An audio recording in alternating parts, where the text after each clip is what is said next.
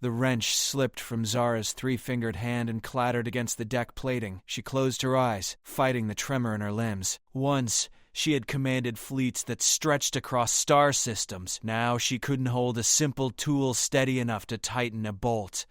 Around her, human workers moved past without acknowledgement, their eyes sliding away as if she were invisible. She had become what she once pitied: irrelevant, forgotten, erased. Ethan Carter watched the alien woman from across the repair bay. Her silver skin caught the harsh overhead lights, and despite the grease staining her uniform, she moved with an elegance that seemed out of place among the machinery. He'd seen her here for weeks now, always alone, always struggling with tasks that should have been simple for someone of her species' strength. The other workers treated her like a ghost, and he'd heard the whispers. Keltharin Empire scum, exile. He grabbed 2 ration packs from his locker and walked over. She looked up as his shadow fell across her workspace, wariness flashing in her golden eyes. He held out one of the packs. You look like you could use a break. Zara stared at the offering, confusion creasing her brow. No one had shown her kindness in months, not since the transport ship had dumped her on this colony world with nothing but the clothes on her back. Why? She asked, her voice carrying the musical accent of her people. Because you're working a double shift on an empty stomach, Ethan said simply. I'm Ethan, by the way. She took the ration pack with hesitant fingers. Zara. They ate in silence for a moment before Ethan spoke again. You're Keltharin. That's gotta be rough here. You have no idea, she said quietly. My people and yours have never been friends. Maybe that needs to change. He studied her face, noting the fatigue etched around her eyes. What brought you here? Zara's laugh was bitter. Betrayal.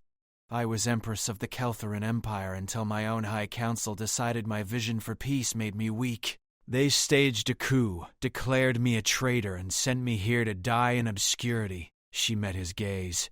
They weren't wrong about the dying part. I'm fading, Ethan. My people don't do well in isolation. Something in her tone made his chest tighten. You're not alone anymore.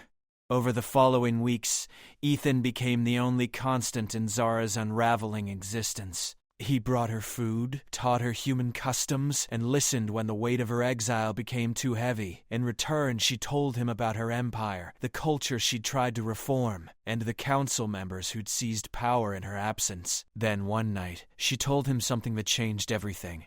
They're planning an invasion, Zara said, her voice tight with urgency. They sat in Ethan's cramped quarters, away from prying eyes. Chancellor Vorik and his faction. They've spent the last year militarizing the fleet and stoking hatred against humanity. There's a colony world, Meridian, with a population of 7 million. It's their first target. Ethan's blood went cold. When? 6 days, maybe 7. Zara's hands trembled. I intercepted coded transmissions using old Imperial access codes they haven't purged yet. They think I'm too broken to be a threat. We have to warn someone, Ethan said, already moving toward the door. She caught his arm. They won't believe us. A disgraced empress and a mechanic. We have no proof they'll accept. Then we'll make them listen. The military command center on the colony felt like a fortress, all sterile white walls and armed guards. Ethan had called in every favor he had to get them an audience with Commander Patricia Hayes, the ranking officer on station. She listened to their warning with barely concealed skepticism, her expression hardening with each word. Let me understand this, Hayes said when Zara finished. You expect me to believe that the Keltharin Empire is about to launch an unprovoked attack based on transmissions you claim to have decoded, transmissions you conveniently can't produce because they were on a personal device that was confiscated? I'm telling you the truth, Zara insisted. Vorik is a warmonger. He'll use Meridian as a springboard to wider conflict. Hayes stood. What I see is a discredited alien with an axe to grind and a human who's been manipulated. We're done here. Commander, please, Ethan started. Security will see you out, Hayes interrupted. And Carter, if you waste my time again, you'll be on the next transport out of this sector. Outside, Zara slumped against the wall. I told you. Then we do this ourselves, Ethan said. Do it ourselves? We're 2 people against an empire. I know people, Ethan said. Smugglers, resistance fighters, information brokers, the kinds of people who don't ask too many questions if the cause is right. He turned to face her. You know the Imperial systems. Their protocols, their weaknesses. We can't stop an invasion fleet, but maybe we can slow them down. Give humanity time to prepare. Zara studied him for a long moment. You would risk your life for people who won't even listen? I'd risk my life for what's right, he said. Isn't that what you did when you tried to change your empire? Something fierce kindled in her golden eyes. Yes, Ethan's contacts came through. A ragged network of ships and crews who operated in the gray spaces between law and chaos. They met in a converted cargo hauler 3 days before the invasion deadline. 20 humans and a handful of aliens who'd escaped Keltharin territory. The plan was desperate. Infiltrate the invasion fleet's staging ground and sabotage their communications array, creating enough confusion to delay the attack and give human forces time to mount a defense. Zara studied the holographic displays, her mind slipping back into the tactical thinking that had once made her a formidable leader. The command carrier will be here, she said, indicating a position at the fleet's center. It coordinates all attack vectors. If we can take out its primary transmitter, the other ships will fall back to secondary protocols. That will buy you hours, maybe a full day. Can you get us inside? Asked Maya Rodriguez, a former military pilot who'd gone independent after the service. I can, Zara said, but it's a one-way trip. The security response will be immediate. Ethan shook his head. Then we find another way. There is no other way, Zara said quietly. This is what I can do, what I must do. The infiltration went smoothly at first. Zara's knowledge of Imperial protocols got them past the outer defenses, and stolen credentials opened doors that should have been sealed. They reached the communications array aboard the command carrier, a massive structure pulsing with energy. Ethan and Maya worked to plant the disruptor charges, while Zara interfaced with the system, downloading everything she could access. Then alarms shrieked through the corridors. We're blown, Maya shouted. Move! They ran, but Keltharin's security forces poured in from every direction. Energy blasts scorched the walls around them. Ethan felt heat sear past his shoulder as he returned fire. They reached the docking bay, but their ship was already taking damage. Maya launched them into space with half the thrusters offline, the command carrier's weapons tracking their escape. We didn't finish, Ethan gasped. The charges didn't go off. No, Zara said, her voice strange. But I got something better. She held up a data chip. Everything. Fleet positions, command codes, and proof of the conspiracy. Communications between Vorik and the council members who supported the coup. They documented everything because they never imagined I'd be able to access it. What are you going to do with it? Maya asked. Zara's smile was sharp. Remind my people who I am.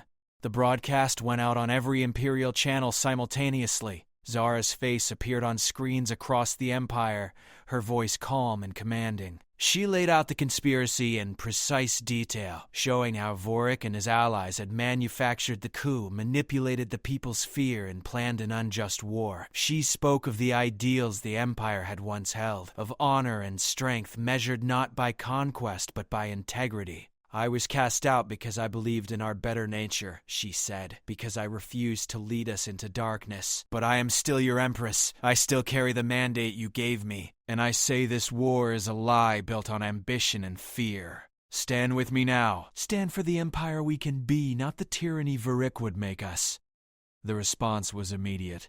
Across the Imperial fleet, ships began declaring loyalty. Some stayed with Vorik, but others remembered the Empress who had led them through reform and prosperity. The civil conflict erupted within hours, Imperial forces turning on each other as the invasion fleet fractured.